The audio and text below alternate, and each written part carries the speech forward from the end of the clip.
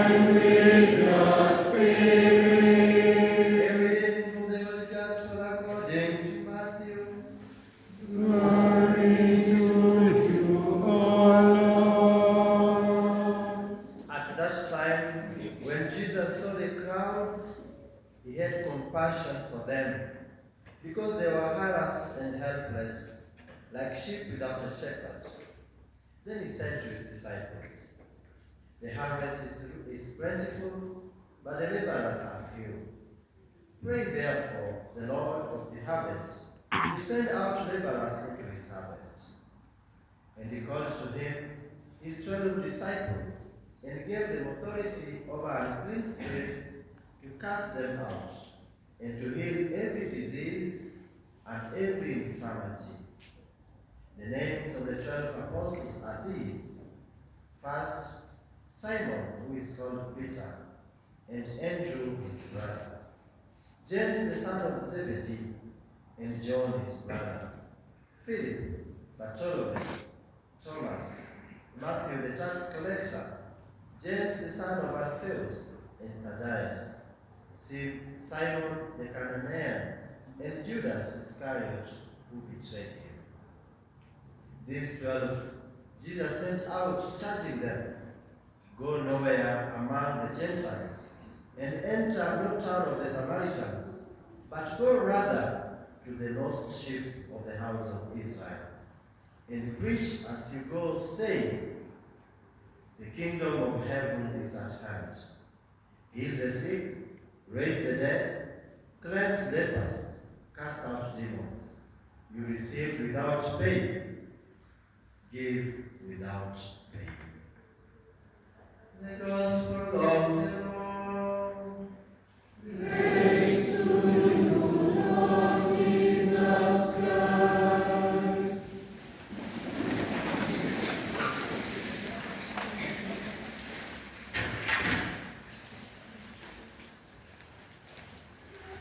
When Jesus saw the crowds, he had compassion for them, because they were harassed and helpless, like sheep without a shepherd. Brethren, today Jesus is inviting us to listen to these words and put them into perspective. Indeed, many times when we read this gospel and hear these words that were pronounced by Jesus over 2,000 years ago, saying, "The harvest is plentiful, but the laborers are few. Pray therefore for the Lord of harvest to send out laborers into his harvest." I am happy to be joined by the brother here, Father Francis, because he takes care of seeking vocations for young men who want to serve as priests in the church of God. And there will be never enough. He'll always be moving from one place to the other. He's in charge of a big region, Kenya and Uganda. Look at and where we can get more vocations. Every day there are young men and women who are doing formation houses. But these words of Jesus are always true. They are always existential. It's not because they are not people becoming priests. That is because every one of us at baptism, we were called by name, and we were given the mandate to be priests, to be prophets, and to be kings. I hope you remember that you, as a baptized person, you are a priest, you're a king, and you're a prophet. So the question that I want us to reflect together is, since Christ is saying even today that the harvest is plentiful, but the laborers are few, and he even calls the disciples by name, today he is calling me and you who are here. He is calling Francis, Paul, Jude, Constance, Joeline, Winnie. Put your name. Put your name. He is calling calling you. I'll call on your name that He's calling you. Put your name that He's calling you. And He's sending you. But are you agreeing to be sent? Are you accepting to be sent? The first time you were sent was when you were baptized. You were given a lit candle, remember? Remember? In the little given to your parents on your behalf. After being anointed with chrism, the chrism that gave you power to become a priest, a king, and a prophet. Now, since all of us were sent, what work have we done? Look at the disciples the way they are sent. They are even given authority. They are given authority. He called him the 12 disciples and gave them what? Authority. We are given authority.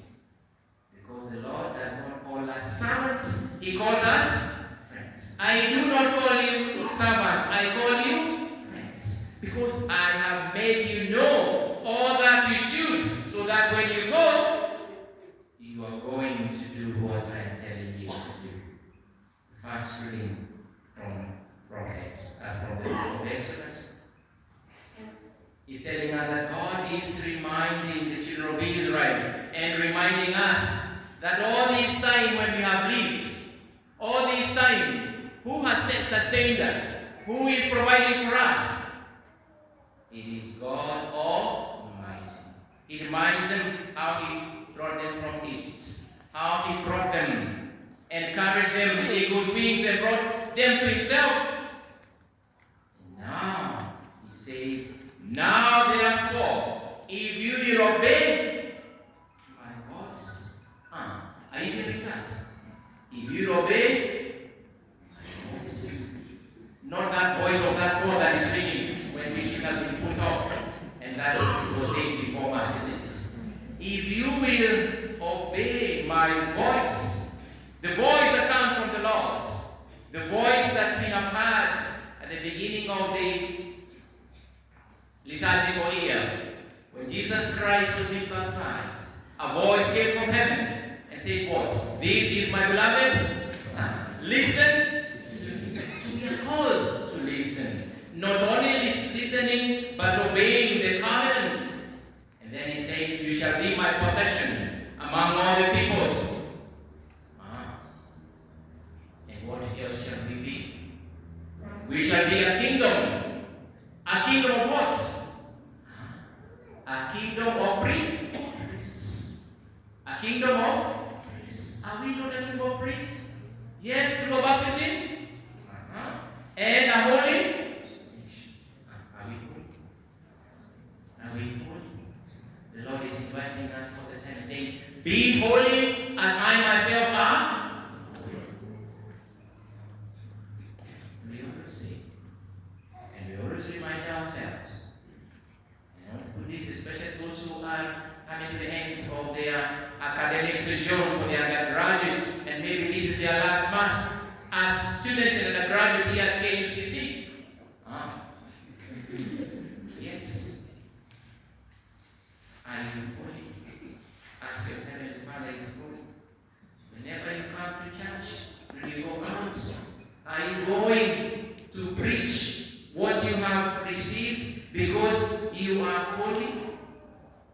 Because of the way you carry yourself from toe to head? How are you groomed today? And I'm not giving you a chance to look at your neighbor. I want you to look at yourself. How are you groomed today? Because some people are now starting looking sideways. Look at yourself. How are you groomed today? From inside and outside.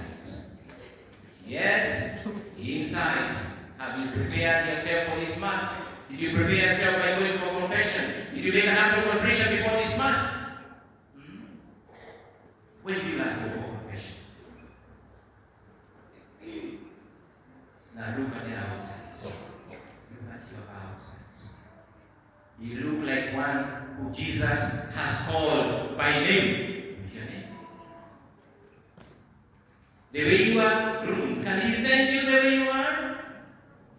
At KUC we say, my dress, my dress,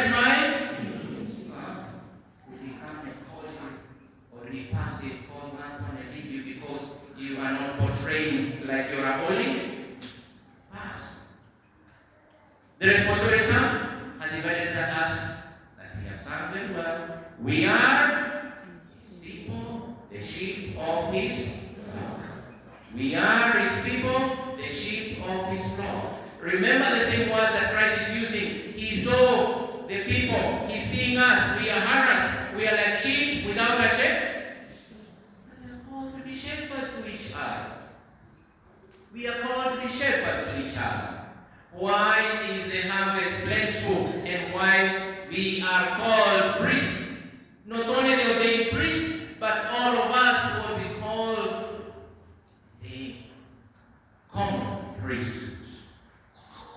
So brothers and sisters, why are there people out there, or should I even say inside here, who are still clinging on to toxic actions, to toxic relationships?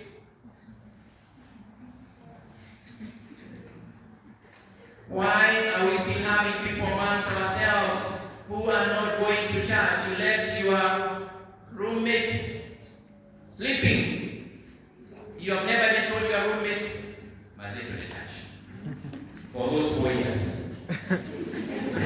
And yet you are supposed to be called by God, given authority. But when it comes to other things, you go together, tamani kuhang pamoja. Lakini church, you don't invite. Are you seriously being called by God? And then you are going to go and say, the harvest is? Yes, you should have first harvested that person. In our families, parents, our spouses, our children, our parents, some of them don't go to church. Some of them even don't pray to God. And then we who are priests are not doing anything. In our premier university, how many people have been grants?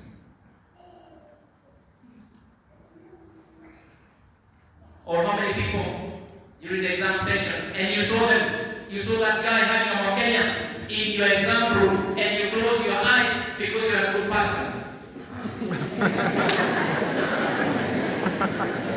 Wait. Somebody who saw you, but Aboni never saw you, but somebody saw you.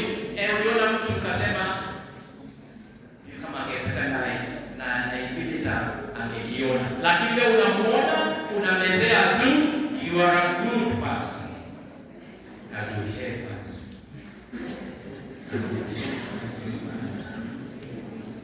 Isn't it?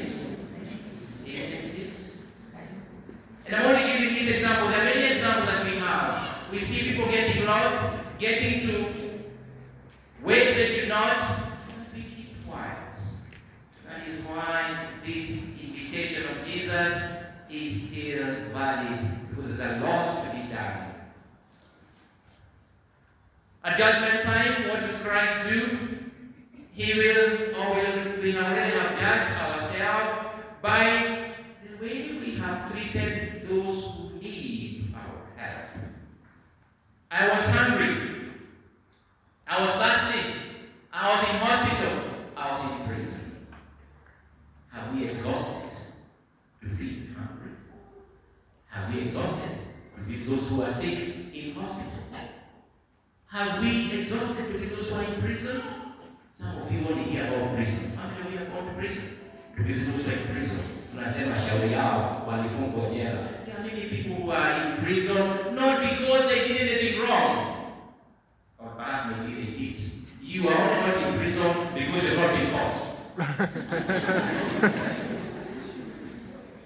Somebody say sure. So these are the things that Christ is inviting us to do. It's not just to listen to the gospel and be happy that we have the gospel. You know what? Today they read the gospel that says, harvest is plentiful, but the laborers are.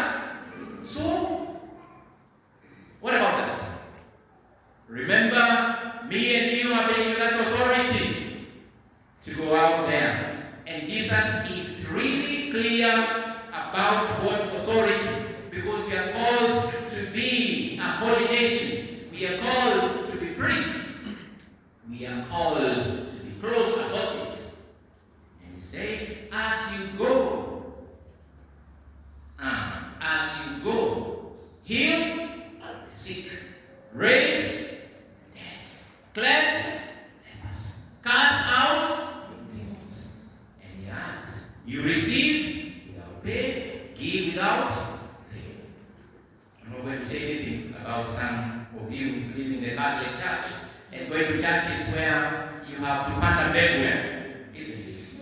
that you can be prayed for.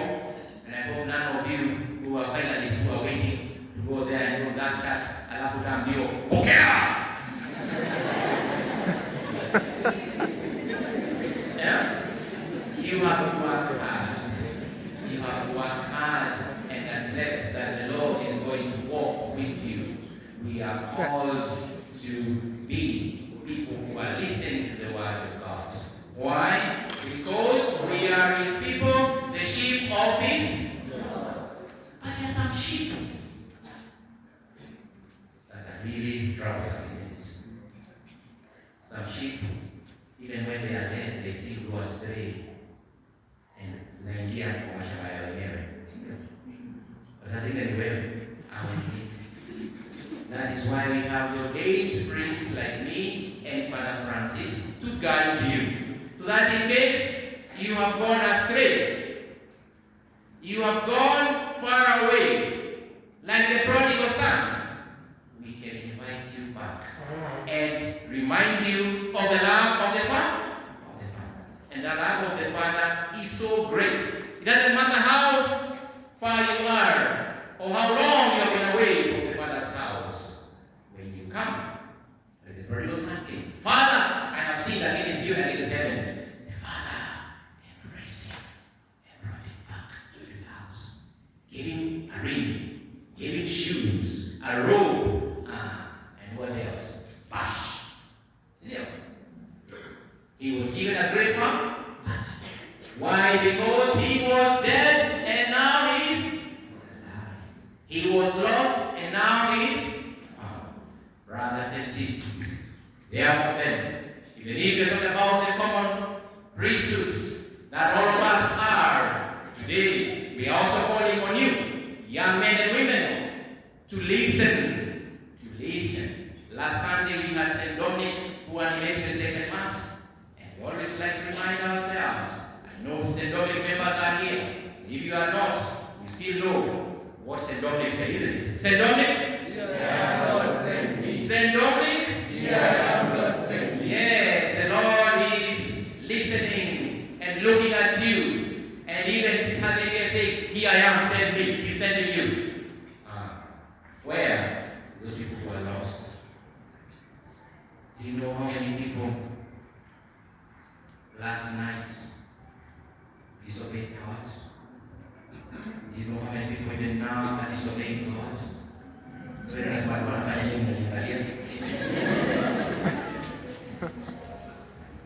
You know, when I listen and look at what the world is giving us, every time when we see people doing things that are wrong, we look the other way. Today is the day to remember that we and you are called to be a kingdom of priests and a holy nation. And we are His people, the sheep of His flock. Because He died us, we are told in our second reading. He died for all, out of love. Even when we never deserved it, He still went to the cross and died for us. St. Paul says, perhaps a man can die for a good person, but for a bad person like me and you, when in sin, still Christ died for us and He's inviting us. Let us therefore listen. And now that we have received grace upon grace, and we have received our reconciliation with Christ, let us listen to that call and heed to it. Let us get that authority that is given to us so that we can bring many to the sheepfold of God. Not only as people are baptized, but even if you are hearing even that voice, they are in you. The harvest is plenty, but the laborers are few. And the Lord is calling you, and is wanting you to go and serve as a priest, as a deacons. Please don't hide that voice. For the parents who are here, please, when your children listen to that call, encourage them. Let them come forward. Let them present themselves so that they can be prepared. At the end of time, be brought back to us, that they can serve us and get more sheep to bring the sheepfold of God. The authority that all of us have is immense. Let us listen. Let us listen as our first reading is telling us. Now therefore, if you obey my voice, if you obey